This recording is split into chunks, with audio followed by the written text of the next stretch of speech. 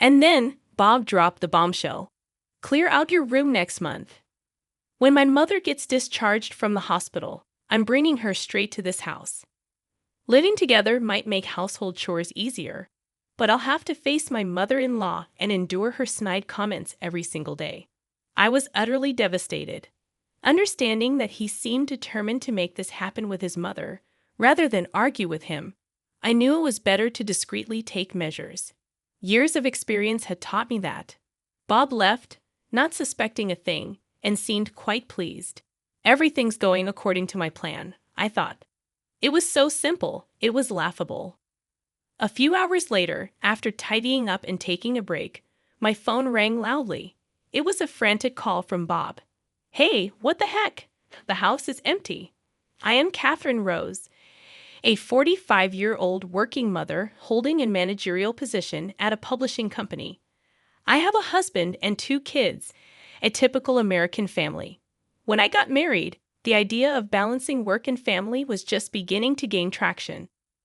It was an era when it was common for women to marry and become homemakers. Bob had allowed me to work, and in return, I've given my all to both my job and household chores. After having kids, I've been fully committed to raising them as well. But lately, I've been feeling overwhelmed. My mother-in-law, Mary, who was initially against me working, has started to complain. When are you going to stop this job nonsense? You're such a terrible wife. Back in our day, the job came second. Our main duty was to dedicate ourselves to our homes. I've been working hard in both my career and home, raising the kids and managing household chores. I'd always thought of it as repaying the kindness Bob showed by supporting my career. Perhaps seeing my dedication, both my daughter and son help around the house. My daughter does the laundry and ironing, while my son takes care of the bath and fills the tub every day. When I come home, I just have to prepare the meal and clean up. I'm so grateful to my kids. But even though we're both working, Bob doesn't lift a finger.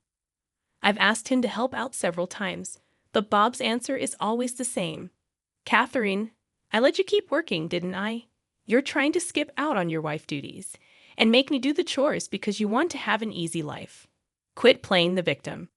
And every time my mother-in-law would tattle on me, and I'd get an earful from her.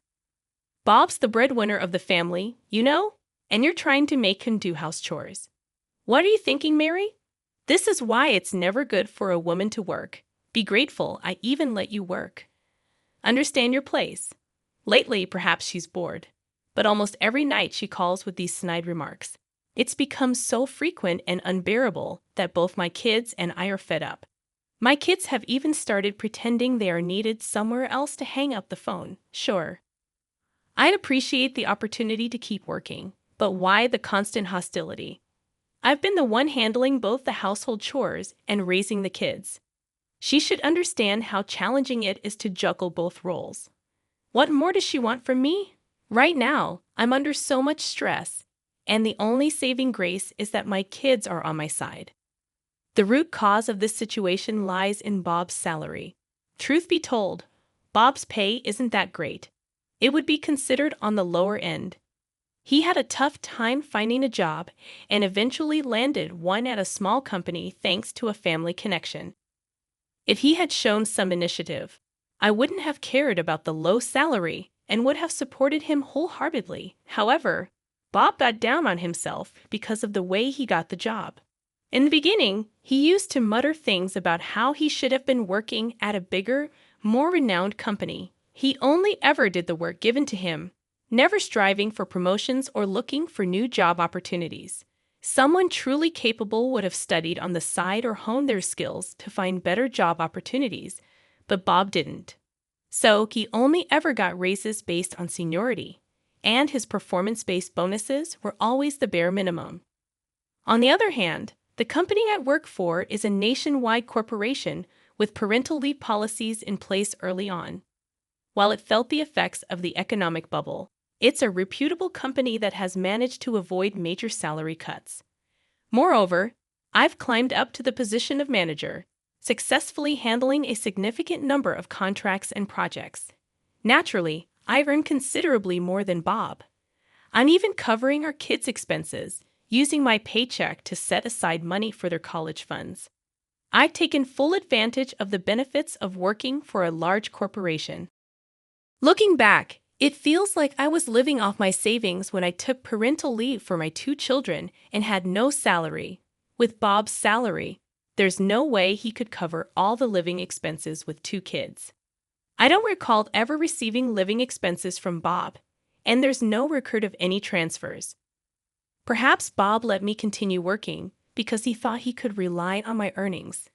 Lately, I've been thinking about this a lot, wondering if we've mostly been living on my salary. To confirm this suspicion, I looked at my bank book, and it became evident. The rent, utilities, groceries, and the kids' school fees. I've been paying for all of it. There's not a single penny coming in from Bob's account. I chuckled, feeling utterly drained. Bob's salary is completely spent on his hobbies and providing pocket money to my mother-in-law. I've always believed I owed Bob for allowing me to continue working, which is why I've been putting in so much effort with household chores and childcare. However, the current situation is quite different. I'm covering all the living expenses while Bob freely spends his salary without saving a dime. In terms of supporting our lives, it seems I've become the main breadwinner, while Bob does as he pleases. If I were to leave with the kids, what would happen? Or if I handed him this bank book and told him to leave, would Bob quietly go along with his claim of being the main breadwinner? It's a perplexing situation, and I can't comprehend his perspective. His catchphrase is, "I'm the one supporting y'all. If you've got a problem, just leave." Is he under the impression that he covers the living expenses while spending his salary freely? It's a total mystery. If I, the one paying for everything, were to leave with the kids, what would transpire? Would Bob just quietly go along, sticking to his claim of being the main breadwinner? He'd probably tattle to my mother-in-law. I wonder if she knows about the difference in our salaries. If she did, she likely wouldn't make those snide remarks. Perhaps she thinks Bob is a wonderful son, supporting his family and even allowing his wife to work. If she knew about the salary difference, what would she think? Would she ditch Bob and cozy up to me? No, that's the last thing I'd want. As I contemplate these thoughts, my mother-in-law has an accident at her home and hurts her foot. It appears she'll need hospitalization and physical therapy for a while. With my father-in-law having passed away before Bob and I got married, my mother-in-law has been living alone. Either Bob or I have to take care of her. In a call from the hospitalized mother-in-law, she starts with her demands and continues despite my attempt to explain my work situation. I decide to let Bob handle her, given the stress of being criticized by her for working. When I ask Bob to care for my mother-in-law, he complains immediately. "Hey, Catherine, why aren't you looking after Mom? I'm working too, you know." Despite being his mother, he shifts all caregiving responsibilities to his wife. Holding back my frustration, I reply, "I have work too, Bob, plus all the chores at home. If you'd help around the house, maybe I could visit her more. More importantly, I think your mom would be happier if it was you who came to care for her." While venting stress on a daughter-in-law is common, it's better to approach such situations with positivity. So I keep finding reasons to avoid caring for my mother-in-law. I diligently washed and folded my mother-in-law's laundry, carefully packing it into a bag. If she asked for specific items, I made sure to buy them, even checking the names of the products she requested. Even if Bob took credit for these things and I ended up shouldering the blame, I didn't mind. I just wanted to avoid hearing my mother-in-law's snide remarks. Thankfully, my judgment seemed right. My mother-in-law greeted Bob with a big smile every day. Apparently, for a mother like mine, nothing beats the joy of being cherished by her son. Having her beloved son around must feel much better than dealing with a daughter-in-law she'd want to make sarcastic comments about every day. It seemed like she eagerly awaited Bob's return from work, focusing on chatting with him. She handed Bob a shopping list note, and since the first time she was admitted to the hospital, she hadn't called me. Observing my mother-in-law's smiling interactions with Bob, it seemed he felt like he was being a good son. Even when he returned home at night, He handed me the laundry and shopping notes without any complaints. Although Bob would throw in some sarcastic remarks at me while handing over my mother-in-law's things, I was able to live peacefully. In the middle of the night, I muttered to myself that I just didn't want to hear any of my mother-in-law's complaints right now. I hoped for things to stay peaceful for a while. However, injuries took a toll on my mother-in-law's age, and despite my efforts through Bob for her rehab, she tended to skip it. Delighted with her son's visits, she would wait in her room for Bob's arrival, making various requests. While my mother-in-law rarely called on me directly, I was the one who actually fulfilled her requests, running errands, doing laundry, and even bringing her snacks. All she did was sit in her hospital room, chatting cheerfully with her son, while I handled the housework. It was a relief not to see my mother-in-law, but I was worn out from her numerous requests, and shopping alone became a significant chore. Understanding that living alone was inconvenient with her weakened legs, my mother-in-law made a shocking request to Bob. She expressed difficulty in shopping and preparing meals, asking him not to leave her alone. Of course, Bob sided with her, suggesting they live together. It seemed they were moving in that direction without consulting me. Finally, Bob dropped the bombshell. He would be living with his mother starting next month, instructing me to clear out my room. From the perspective of efficiency in household chores, it made sense for my mother-in-law to live with us. However, I was now faced with the prospect of seeing my mother-in-law every day and enduring her nagging. Despite my downcast feelings, Bob acted as if it was already decided that we would all live together. "I understand," I replied with little energy. Bob seemed determined to force this co-living situation, regardless of the despair I felt. It might be better to secretly make plans rather than argue about it. I knew this from years of experience. While Bob and my mother-in-law happily planned for the move, I constantly thought about how I could escape. I have my own room where I gather and review work materials. It's like a study or an office, essential for me. Bob wants me to give it up. Without this room, my work would be impacted, and I might have to come home even later than I do now. I muttered to myself while staring at the bookshelf, wondering where to move all these books and documents. I can't leave them at home if we live with my mother-in-law. They're too important to risk getting thrown away or damaged. It may sound like something out of a TV drama, but I really fear she might throw them out, especially since she'll probably target what she knows is important to me. And if I dare complain, she'll feign ignorance and run to Bob for support. There will be no peace for me in this house once we start living together. I can see her bossing me around and making snide remarks about my work, wearing me out. What should I do? If my mother-in-law is coming to this house, I had a sudden realization. Why hadn't I thought of this simple solution before? It seems living with my mother-in-law and all her nagging wore me down more than I realized. It felt like the fog before my eyes was gradually clearing up. Well, of course, there's absolutely no need for me to hold back. Why didn't I realize something so simple? I mumbled to myself and immediately began making preparations. As the month changed, the day of my mother-in-law's discharge from the hospital arrived. Bob was all excited, having taken the day off from the start of the morning. "Hey, you better take proper care of my mom from now on. Don't think I'm going to step in like I did when she was in the hospital," he said in a commanding tone. Without responding to Bob's order, I changed the subject. "Oh, speaking of which, your mom's been in the hospital for quite a while, right? Hospital food is bland, and they don't give you much. I bet a gourmet like her wasn't satisfied. I think the discharge process and packing will take up the morning. So why don't you take her out for some good food? You took the day off after all. How about a nice drive, just the two of you? I think she'd really appreciate it." I handed Bob a generous amount of cash.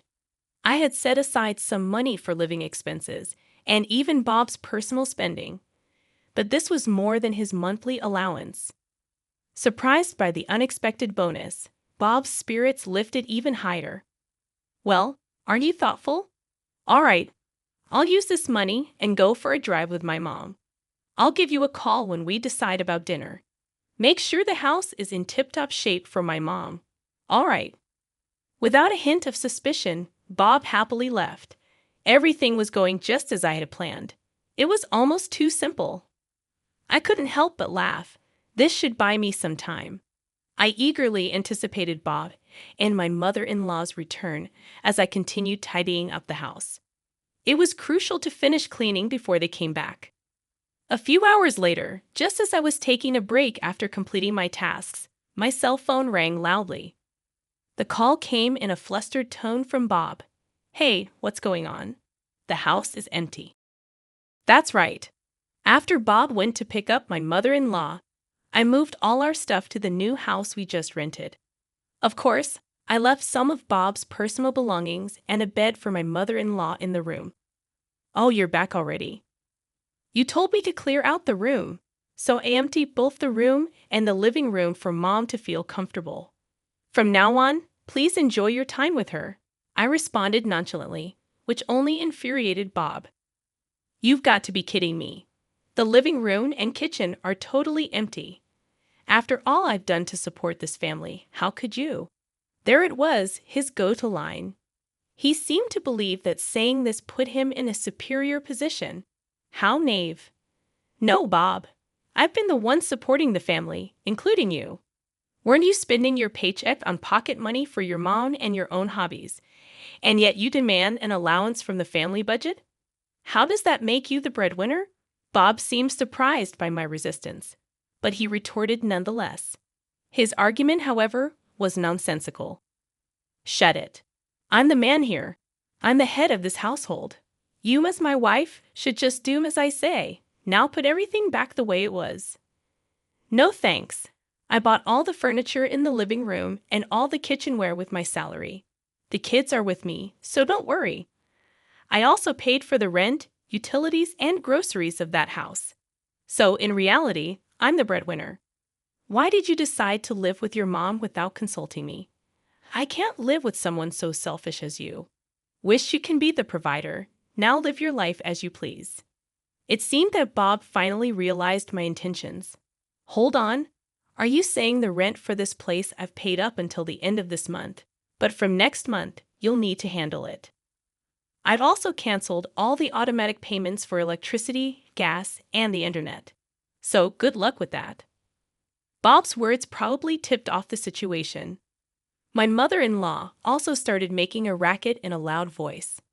"How could you do this, Catherine? Just because you have a job doesn't mean you can act all high and mighty. Fine, Bob and I will live here in luxury." Oh, does my mother-in-law not know about Bob's earnings?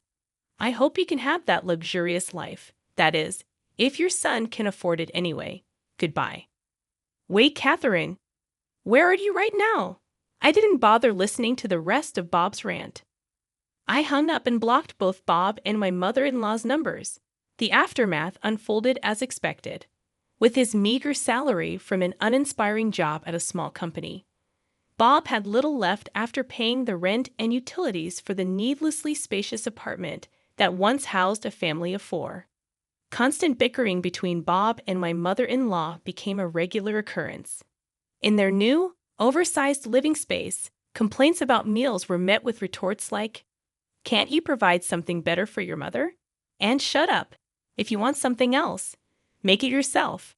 You're just making excuses, saying walking is too hard after slacking off on your rehab. You don't do anything at home, Mom. You're just wasting time."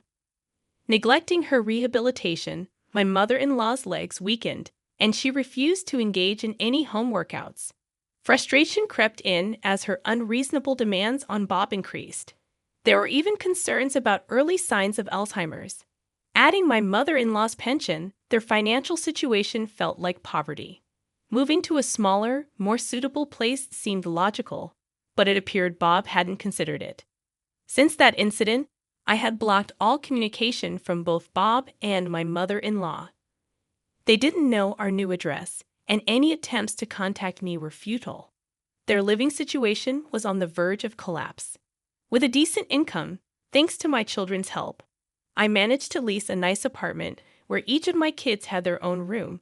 A spacious room served as both a bedroom and workspace. Although the rent might be a bit high, Without Bob in the picture, I was saving more than enough. My children, tired of being belittled by their father, were now living freely. Their helpfulness around the house was evident, and chores felt good without the constant criticism. Praising and thanking them for their assistance became a normal occurrence, and I was glad my children hadn't become bitter. Heading back to the apartment where my kids awaited, I initiated divorce proceedings through a lawyer. I lived on my salary while Bob spent all his earnings on himself and my mother-in-law. A valid reason for divorce in my book. Bob tried to argue against it, but my lawyer shut him down every time. His claim of being the breadwinner without contributing was labeled as verbal and financial abuse. In exchange for not seeking alimony and child support, I got custody of the kids. We agreed on no property division since the savings for the kids' college were from my earnings. Grateful that the car and house were in my name and rented, I could now focus on my job without complaints. With the money saved for college and my future earnings, I planned to support my kids in whatever they wanted to pursue. Today, I was determined to work hard,